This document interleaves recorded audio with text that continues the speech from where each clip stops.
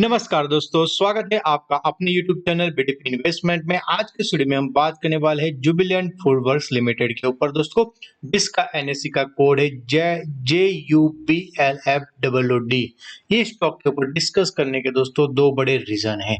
एक तो स्टॉक में धुआंधार तेजी आ रही है दोस्तों और वॉल्यूम के साथ तेजी आ रही है, तो क्या यहाँ पे जो फंडामेंटल चेंजेस हो रहे हैं उसके बाद स्टॉक में क्या स्ट्रेटेजी होनी चाहिए उसके ऊपर हम चर्चा करने वाले हैं दोस्तों। फंडामेंटल चेंज क्या है उसके ऊपर भी हम चर्चा करेंगे। यहाँ पे आप देखेंगे 638.50 का क्लोजिंग आया है, 36 रुपीज का अपसाइड है, 6% से भी ज्यादा की तेजी है दोस्तों। यहाँ पे देखिए आप एक टाइम पे हाई तो 650 से अबोव बनाया था, बट उसके बाद एक प्रॉफिट बुकिंग आई गई है स्टॉक के अंदर। पिछले 5 दिनों में बात करें तो सिर्फ 7.40% का ही रिटर्न दिया गया है इस स्टॉक ने। अब तेजी की वजह क्या है, तो यहाँ पे तेजी की वजह के ऊपर थोड़ा सा नजर डाल लेते हैं। तो यहाँ पे जो क्वार्टरली रिजल्ट है, तो क्वार्टरली रिजल्ट में सेल्स अगर देखेंगे ईयर टू ईयर में दोस्तों 1369 का सेल था, वो बढ़ के 1955 आया है। तो सेल्स में काफी जबरदस्त उछाल आया है, ऑपरेटिंग प्रॉफिट मार्जिन भी जबरदस्त आया है। अदर इनकम की अगर बात की जाए दोस्तों, यहाँ पे एक्सपेंस जो है वो दोस्तों थोड़ा सा कम है, और जो अदर इनकम है वहां पे दोस्तों काफी अच्छी तेजी आई हुई है, बट डेप्रिसिएशन कॉस्ट है वो काफी ज्यादा है, और जो टैक्स है वो 19% आया है। तो टोटल जो नेट प्रॉफिट है वो 67 है। तो यहाँ पे लास्ट ईयर में 97 था, वो अभी 67 है, बट ओवरऑल ईपीएस में क्वार्टर टू क्वार्टर में काफी अच्छा इजाफा हमें दिख रहा है दोस्तों। तो जो रिजल्ट है क्वार्टर टू क्वार्टर पे बहुत ही बढ़िया है, उसी की वजह है कि यहाँ पे स्टॉक में तेजी आई है।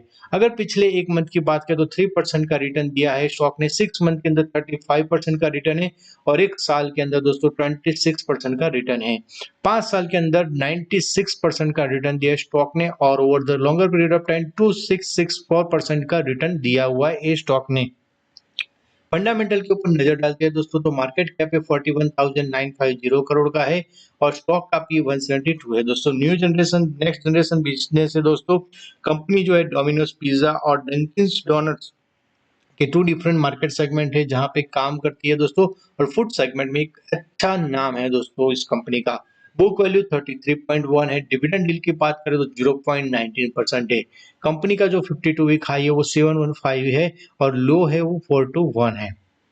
आरओसी की बात करें तो 11.2% है, आरओई है 13%, और फेस वैल्यू है 2 का। डेप्ट इक्विटी की बात करें तो 1.94 है। एक थोड़ा सा कंसर्न है, जो कि डेप्ट है वो थोड़ा सा ज्यादा है। यहाँ पे डेप्ट देखेंगे तो 4242 करोड़ का है।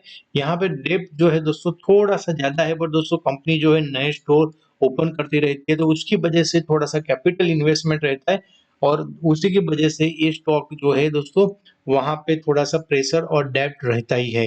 इंडस्ट्री का पी 449 है, तो उसके हिसाब से थोड़ा सा काफी ज्यादा कम है दोस्तों। ईपीएस 5.96 है।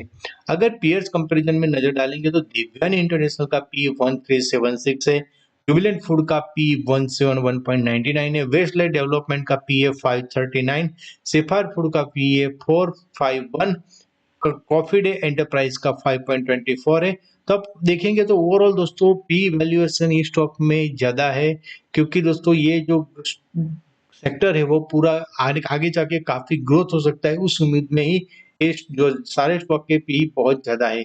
प्रॉफिट एंड लॉस स्टेटमेंट के ऊपर नजर डालेंगे तो सेल्स देखेंगे तो दोस्तों लास्ट ईयर के मुकाबले इस साल सेल्स में काफी बढ़ोतरी हुई। लास्ट ईयर 5654 था, वहां से 6839 हुआ है, तो काफी अच्छा है।